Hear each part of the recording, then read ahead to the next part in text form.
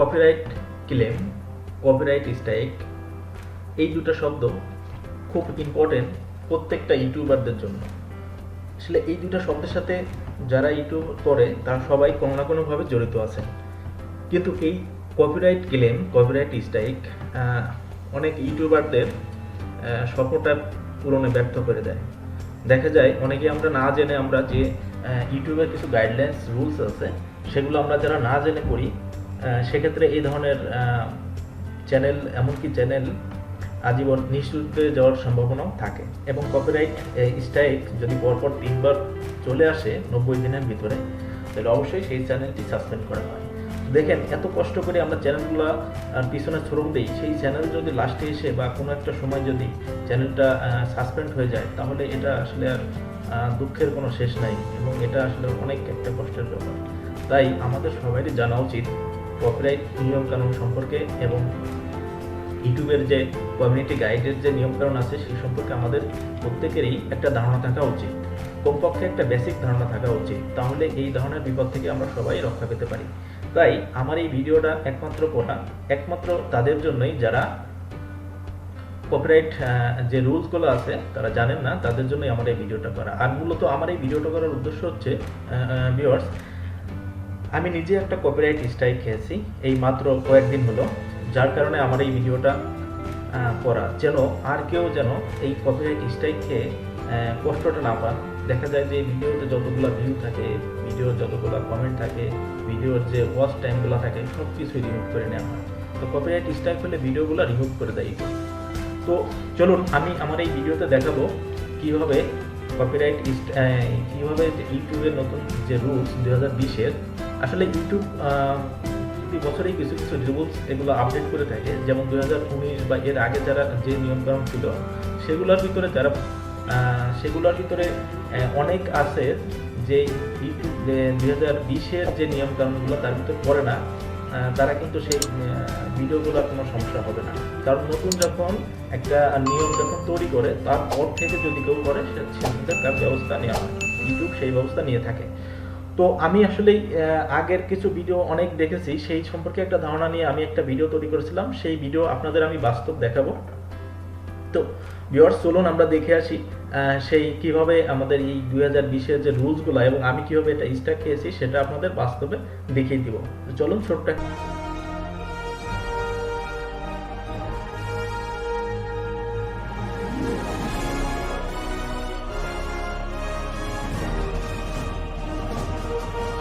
ফিরে এলাম। দেখুন, আমি বলেছিলাম যে আমি একটা স্ট্রাইক খেয়েছি, যার কারণে আমার এই ভিডিওটা করা, যারা অন্য যারা ইউটিউবার আছে তারা জন্য এই বিপদ থেকে রক্ষা পায়, এই কারণে আমার এই ভিডিওটা করার মূল উদ্দেশ্য। তো চলুন আমরা দেখে আসি আমি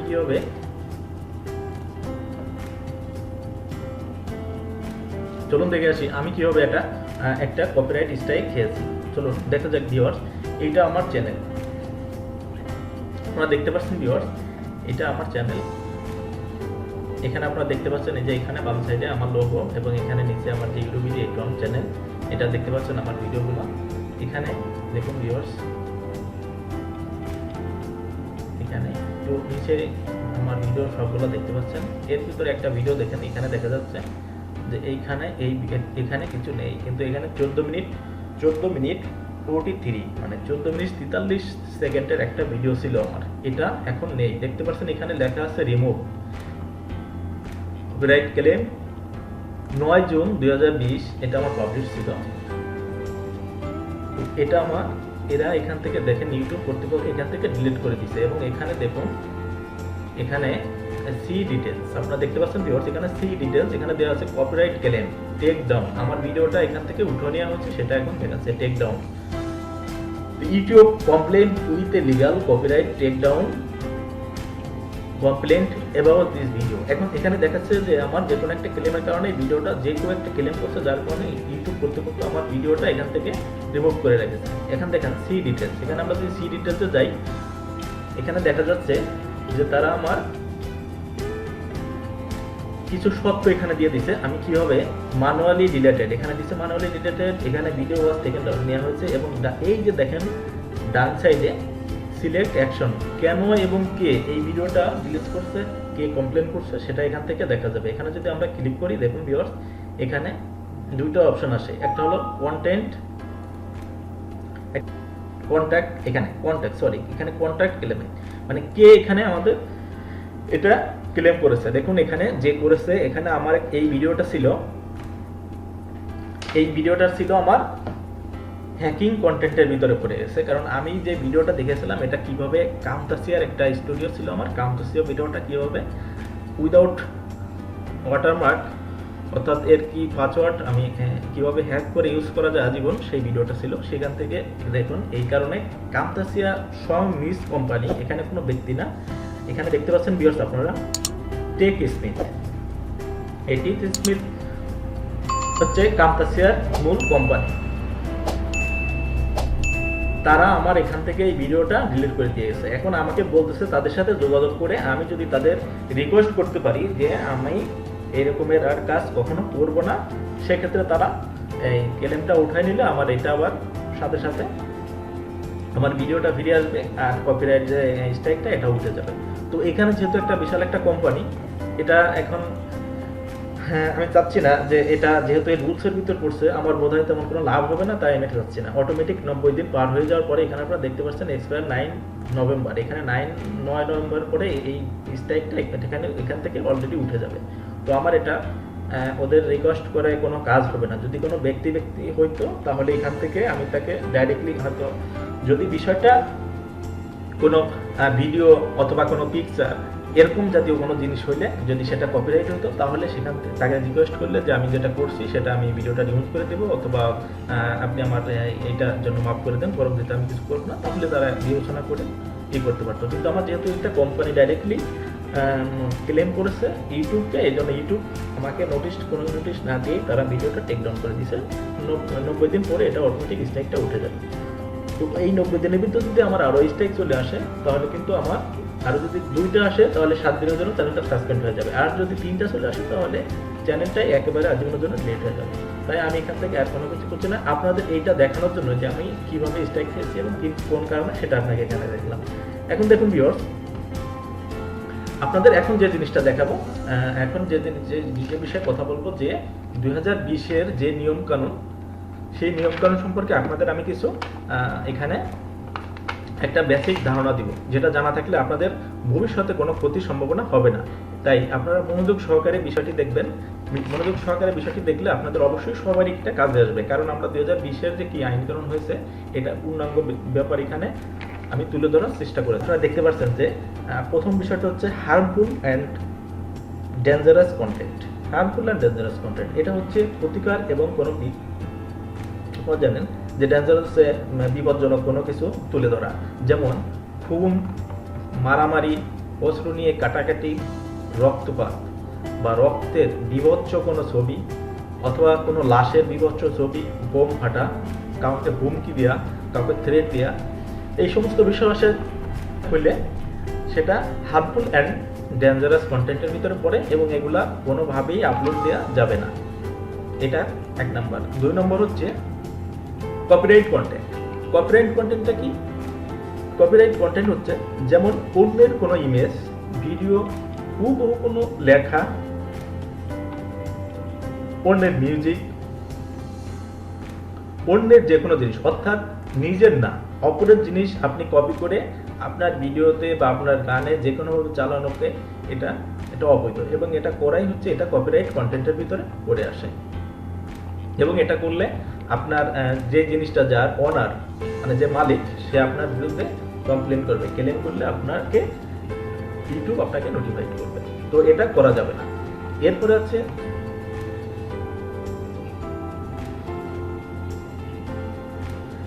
আছে হেটফুল কন্টেন্ট। হেটফুল কন্টেন্ট হচ্ছে যেমন এখানে হেটফুল কন্টেন্ট বলতে বোঝায় কোনো দেশ, ব্যক্তি, জাতি, ধর্ম বা কাউকে নিয়ে কটূক্তি, কাউকে নিয়ে কার বিরুদ্ধে কোনো ষড়যন্ত্র করা, কোনো কথা বলা বা এমন কোনো কথা বলা যে তার ব্যক্তি স্বাধীনতায় লাগে, বা কারো কোনো ধর্মের বিষয়ে কটূক্তি করা, ব্যক্তিগত বা কারো আক্রোশ প্রকাশ করা, এটা এখন থেকে আর করা যাবে না। এটা আগে ছিল, এখন আর এটা করা যাবে না। এটা করলে আপনার ইউটিউব চ্যানেলে এটা কপিরাইট স্ট্রাইক চলে আসবে এবং আপনার যে কোনো সময় একটু আপনার ভিডিওটা রিমুভ করে দিতে পারেন। তো সো এই বিষয়টা করা যাবে না। এরপরে আছে স্প্যামিং। স্প্যাম বলতে কোনো থার্ড পার্টির ওয়েব লিঙ্ক, যেমন অন্য কোনো পার্টির ওয়েব লিঙ্ক ডিসক্রিপশনে ব্যবহার করলে ইউটিউব স্প্যাম হিসেবে গণ্য করে। যেমন কোনো থার্ড পার্টির কোনো ওয়েব লিঙ্ক যদি আপনি ডিসক্রিপশন বক্সে ব্যবহার করেন, দেখা যাচ্ছে অনেক ক্ষেত্রে আমরা দেখা যায় একজনের ভিডিওর ডিসক্রিপশন বক্সে ঢুকে তার পুরোটা কপি করে আমাদের ইসে দিয়ে ডিসক্রিপশন বক্সে দিয়ে দিই। এটা যদি হয়ে থাকে তাহলে এটা স্প্যাম হিসেবে গণ্য হবে। এরপরে আছে মিসলিডিং মেটাডাটা। মিসলিডিং বলতে আপনার video related title, description, tag, thumbnail ব্যবহার না করে অন্য কোনো টাইটেল, ডেসক্রিপশন, ট্যাগ, থাম্বনেইল ব্যবহার করে কে বোঝায়। যেমন আপনি ধরুন আপনার যে কোনো একটা বিষয় আপনি ডাউনলোড করেছেন, আপনি ইউটিউবে ডাউনলোড করছেন যে কোনো একটা বিষয়, কিন্তু সেই বিষয়টা যে কোনো ভিউয়ার্স আপনার বিষয়টি দেখে আপনার ভিডিওতে ঢুকে দেখলো যে যা দেওয়া তার বিন্দু মাত্র সেখানে নেই। তো সেক্ষেত্রে কিন্তু এটা খুবই এটা করা যাবে না। এবং দেখা যায় যে উদাহরণস্বরূপ দেখা যায় যে ধরা যাক যেমন আপনি একটা বই কিনলেন, যেমন আপনি কিনলেন একটা ইতিহাসের বই, কাভারে লেখা ইতিহাসের বই, ইতিহাস। এখন আপনি খুলে দেখলেন যে তার ভিতরে অঙ্ক আর অঙ্ক, তাহলে কি হবে? বিষয়টা এরকমের অবস্থা যে আপনার যে রিলেটেড ভিডিও সেই রিলেটেড সবকিছু আপনার থাম্বনেইলের উপরে থাকতে হবে, ট্যাগে থাকতে হবে, ডিসক্রিপশন থাকতে হবে, সবকিছু তার সাথে রিলেটেড থাকতে হবে। এটা এরপরে আসেন পর্নোগ্রাফি অর সেক্সুয়াল কন্টেন্ট। এটা খুবই একটা মারাত্মক। এই রিলেটেড কোনো ছবি বা ভিডিও দেওয়া যাবে না। এবং এই রিলেটেড না, এই যেমন ধরার কাছে যে অশ্লীল কথাবার্তা, অশ্লীল কোনো ছবি, অশ্লীল জাতীয় কোনো ভিডিও, এগুলা কোনো কিছুই আপনার আপলোড দেওয়া যাবে না। এখন 2020 থেকে কোনো, এটা আগের থেকেই ছিল না, এখনো এটা করা যাবে না।